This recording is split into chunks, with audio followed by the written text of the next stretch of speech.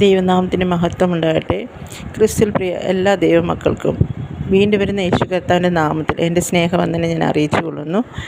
ഇന്ന് ഞാൻ നിങ്ങളോട് സംസാരിക്കുന്നത് പ്രാർത്ഥനയെക്കുറിച്ചാണ്. പ്രാർത്ഥന കേൾക്കുന്ന ഒരു ദൈവത്തെക്കുറിച്ചാണ് ഞാൻ നിങ്ങളോട് സംസാരിക്കുന്നത്. ഹല്ലേലൂയ, സ്തോത്രം.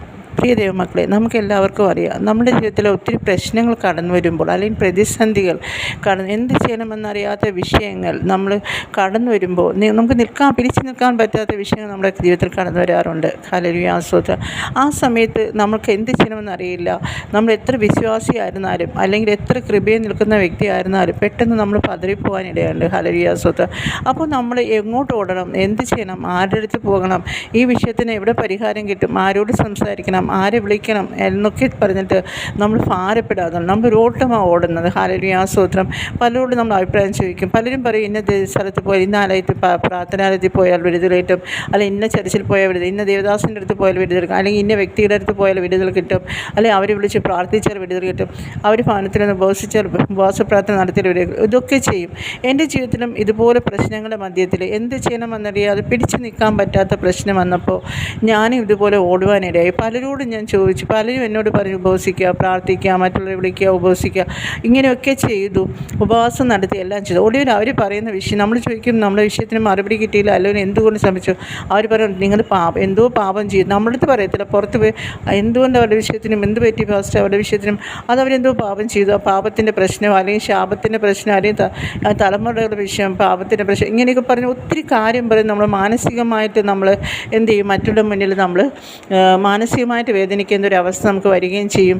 അപ്പോൾ ഞാൻ ആരുടെയും പോകരുതെന്നോ പ്രാർത്ഥിക്കാൻ പോലും പാസ്റ്റർമാരെ വിളിച്ച് ഉപവസിപ്പിക്കാനോ ഒന്നും ഞാൻ അങ്ങനെയല്ല പറയുന്നത്. പക്ഷേ കർത്താവ് ഇപ്രകാരം പറഞ്ഞ, നീ നിൻ്റെ പാപങ്ങളെ നീ എന്ത് ചെയ്യുക, നീ നിൻ്റെ അറയ്ക്കകത്ത് കടന്ന് നിൻ്റെ അടച്ചു നിൻ്റെ രഹസ്യത്തിലുള്ള പിതാവിനോട് നിൻ്റെ കാര്യങ്ങൾ രഹസ്യത്തിൽ ദൈവത്തോട് അറിയിക്കാമെന്നാണ് പറഞ്ഞിട്ടുള്ളത്. ഹല്ലേലൂയ. പലപ്പോഴും നമ്മൾ അങ്ങനെയല്ല പറയുന്നത്.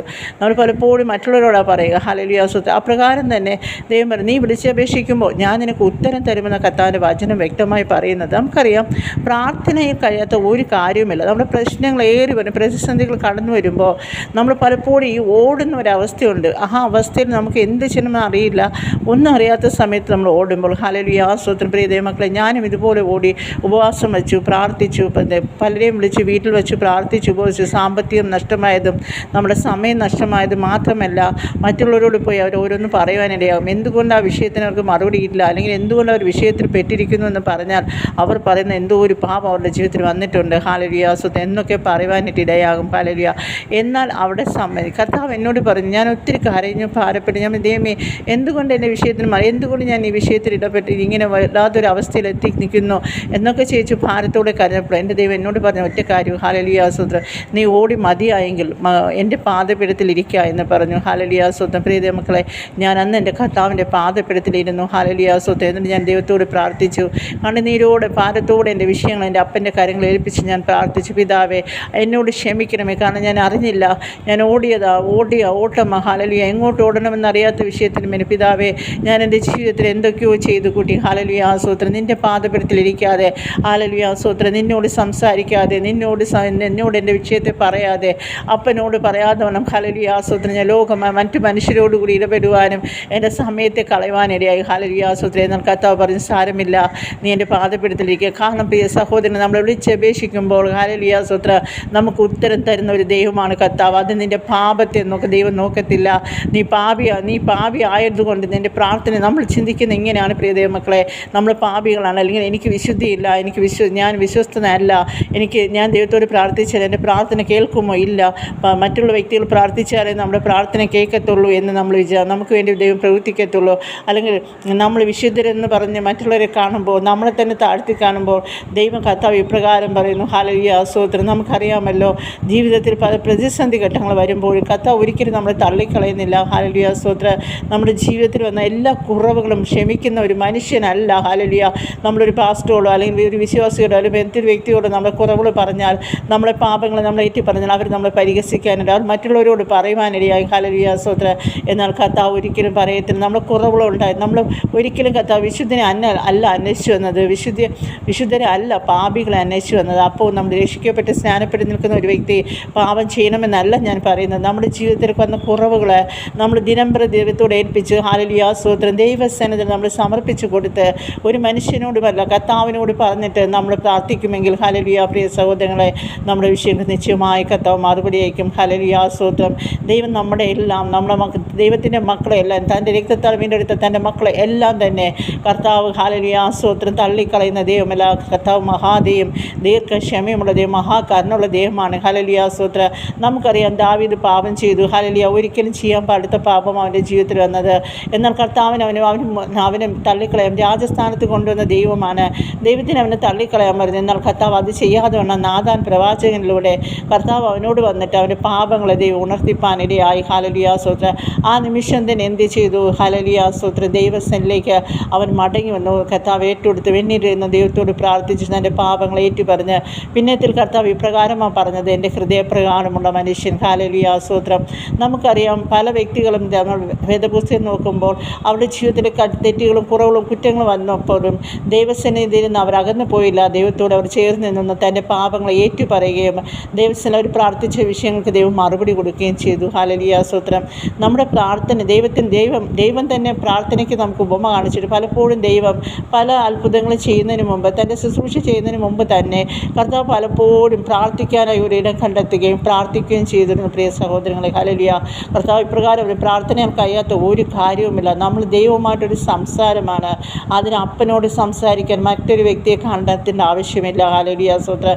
നമ്മൾ പ്രാർത്ഥിച്ചാൽ നമ്മളെ വിഷയങ്ങൾ വരുമ്പോൾ ഓടിപ്പോകാതെ, നമ്മൾ മറ്റുള്ളവരെ തേടിപ്പോകാതെ, നമ്മുടെ സാമ്പത്തികത്തെ നഷ്ടപ്പെടുത്താതെ, ഒന്നും ചെയ്യാതെ വേണം നമ്മുടെ വിഷയങ്ങൾ വരുമ്പോൾ, പ്രിയ സഹോദരങ്ങളെ, നീ എന്നെ വിളിച്ചപേക്ഷിക്കുമ്പോൾ ഞാൻ നിനക്ക് ഉത്തരം തരാമെന്ന് പറഞ്ഞ് നമ്മുടെ പ്രിയ പിതാവ് നമ്മുടെ പ്രാർത്ഥനകൾക്കായി കർത്താവ് കാത്തിരിക്കുന്നുണ്ട്. പ്രിയ സഹോദരങ്ങളെ, ഹല്ലേലൂയ, സ്തോത്രം.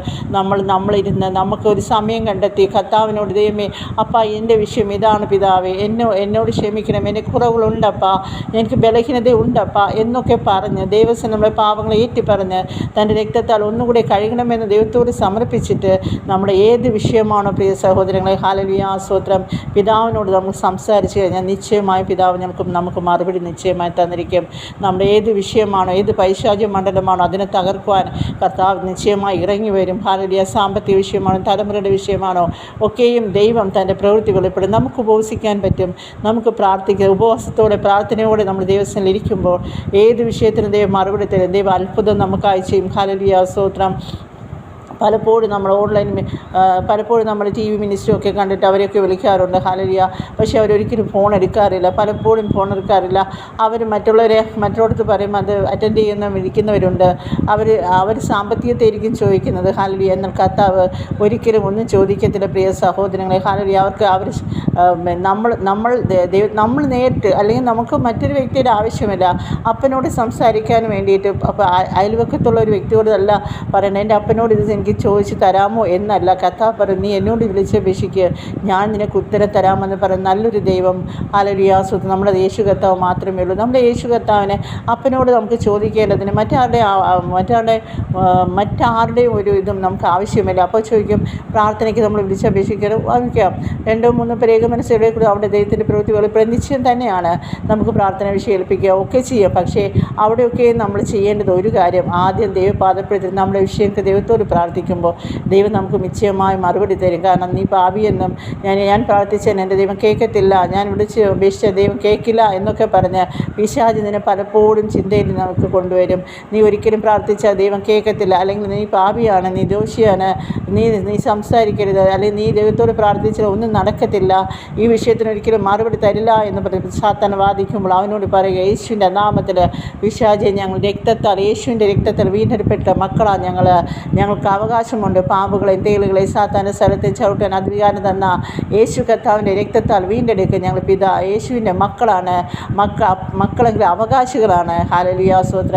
അപ്പനോട് ഞങ്ങൾക്ക് വിളിച്ചപേക്ഷിക്കാൻ കഴിയും, അപ്പൻ ഞങ്ങൾക്ക് മറുപടി തരുമെന്ന് പറയുക. ഹല്ലേലൂയ സ്തോത്ര. ആ നിമിഷം തന്നെ നിൻ്റെ വിഷയങ്ങൾക്ക് ദൈവം മറുപടി അയക്കും. ഹല്ലേലൂയ സ്തോത്രം. പ്രിയ ദൈവമക്കളെ, ഒരിക്കലും നമ്മുടെ പ്രാർത്ഥനയ്ക്ക് മറുപടി കിട്ടാതിരിക്കത്തില്ല. നമ്മൾ വിളിച്ചപേക്ഷിക്കും. നിൻ്റെ ഏത് വിഷയമായിക്കോട്ടെ, നീ എന്ത് പ്രതിസന്ധി ആയിക്കോട്ടെ, നീ ഏത് വിഷയം നീ കൃപയിൽ നിൽക്കുന്ന വ്യക്തിയായിരിക്കാം, അല്ലാത്തവരായിരിക്കാം, ഒരു വിശ്വാസിയായിരിക്കാം, സാധാരണ പള്ളിയിൽ പോകുന്ന വ്യക്തിയായിരിക്കാം. ഹല്ലേലൂയ സ്തോത്രം. എന്നാൽ നീ രക്ഷിക്കപ്പെട്ടതാണോ രക്ഷിക്കപ്പെട്ടതല്ലയോ എന്നല്ല വിഷയം.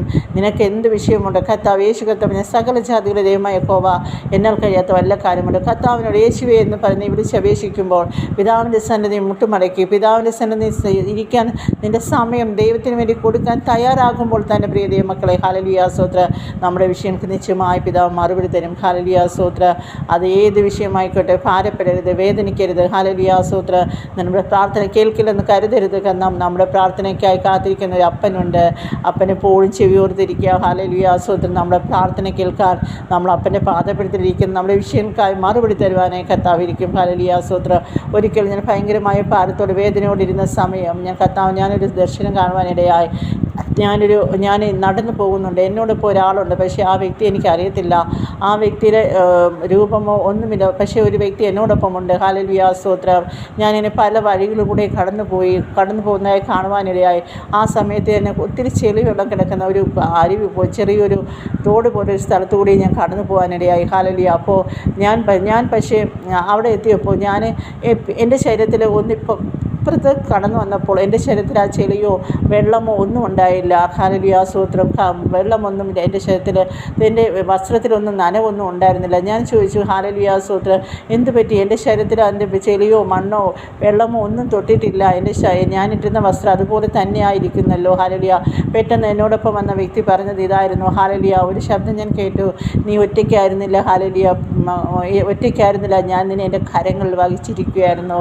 ഹല്ലേലൂയ. ഞാൻ എണീറ്റു. ഹല്ലേലൂയ. ദൈവത്തോട് പ്രാർത്ഥിച്ചു. കാരണം ഇതെത്ര നല്ല പിതാവാണ് നമ്മുടെ ദൈവം. ഹല്ലേലൂയ സ്തോത്രം. ഒരു പ്രതിസന്ധി വരുമ്പോൾ, പ്രശ്നം വരുമ്പോൾ തള്ളിക്കളഞ്ഞിട്ട് മാറി നിൽക്കുന്ന ദൈവമല്ല. നിൻ്റെ പാപത്തെ എടുത്ത് കാണിച്ച് അല്ലെങ്കിൽ നീ പാപിയാണെന്ന് പറയുന്ന പിശാച. പ്രിയ സഹോദരങ്ങൾ, നിൻ്റെ തെറ്റുകളുണ്ടാകാം, കുറവുകളുണ്ടാകാം. പക്ഷേ ആ കുറവുകളും തെറ്റുകളൊക്കെ ദൈവപാദപീഠത്തിൽ സമർപ്പിക്കാൻ തയ്യാറായാൽ, ദൈവസേനയിൽ സമർപ്പിച്ച് ഒരിക്കൽ കൂടി തൻ്റെ യേശുവിൻ്റെ രക്തത്താൽ നമ്മളെ കഴുകി ശുദ്ധീകരിച്ച് നമ്മുടെ പ്രാർത്ഥനയിലേക്ക് ദൈവം നമ്മൾ നടത്തുന്ന ഒരു ദൈവമാണ് നമ്മുടെ ദൈവം. ഹല്ലേലൂയ സ്തോത്രം. നമ്മുടെ എല്ലാ പ്രശ്നത്തിനും പരിഹാരം ക്രിസ്തുവിൻ്റെ മുഖത്ത് മാത്രമേ ഉള്ളൂ. ക്രൂശിക്കപ്പെട്ട ക്രിസ്തുവിനെ നോക്കൂ. നമ്മുടെ പ്രശ്നങ്ങൾക്കൊക്കെ മറുപടി നൽകും. ഹല്ലേലൂയ. ഒരു മനുഷ്യൻ്റെ മുന്നിലല്ല നീ ഇരിക്കേണ്ടത്. അല്ലെങ്കിൽ ഒരു മനുഷ്യന് മുന്നിൽ ചെന്നിരുന്നാൽ കുറച്ച് പ്രവചനങ്ങൾ കേട്ടാൽ എന്തെങ്കിലുമൊക്കെ പ്രവചിച്ച് പറയുമ്പോൾ അത് കേട്ടിട്ട് നീ ഭാരപ്പെടാനോ അല്ലെങ്കിൽ അത് സംഭവിക്കുമായിരിക്കും സംഭവിക്കില്ലെന്ന് ഞാൻ പറയുന്നില്ല. പക്ഷേ പലപ്പോഴും നമ്മൾ ഭാരപ്പെടുന്നത്, ഓടുന്നത് ഇങ്ങനെയാണ്. പ്രവചനം കേൾക്കാൻ അല്ലെങ്കിൽ ദൂത് കേൾക്കാൻ ഇങ്ങനെ ഓടുന്നത്. നീ ഓടുന്ന സമയം എത്രയോ സമയം പാഴായിപ്പോടെ. എപ്പോഴെങ്കിലും നമ്മൾ ചിന്തിച്ചിട്ടുണ്ട് എത്ര മണിക്കൂർ നമ്മൾ ദൈവസന്നിധിയിലിരിക്കും? പലപ്പോഴും നമ്മൾ ഓട്ടത്തിൻ്റെ ഓട്ടമാണ്. ഹല്ലേലൂയ സ്തോത്രം. എന്ന പ്രിയ സഹോദരൻ, പ്രശ്നം വരുമ്പോൾ ഓടാനല്ല. പ്രശ്നം വരുമ്പോൾ നീ നിൻ്റെ ഭവനത്തിലിരുന്ന് നീ മുട്ടുകുത്തി നിൻ്റെ വിഷയത്തിന് വേണ്ടി ദൈവത്തിൻ്റെ മണിക്കൂറുകൾ പ്രാർത്ഥിക്കുമെങ്കിൽ, ആ വിഷയത്തിന് വേണ്ടി നീ കരയുമെങ്കിൽ, ഹല്ലേലൂയ സ്തോത്രം, നിശ്ചയമായിട്ട് ദൈവത്തിൻ്റെ പ്രവൃത്തി നമ്മുടെ ജീവിതത്തിൽ വെളിപ്പെടാൻ കഴിയും. ഹല്ലേലൂയ സ്തോത്രം. ദൈവം നമ്മുടെ പ്രാർത്ഥന കേൾക്കുന്ന ദൈവമാണ്. ഹല്ലേലൂയ. നമ്മുടെ പ്രാർത്ഥനയ്ക്ക് മറുപടി തരുന്ന ദൈവമാണ്. ഹല്ലേലൂയ. ഒരിക്കലും നമ്മളെ തള്ളിക്കളയില്ല.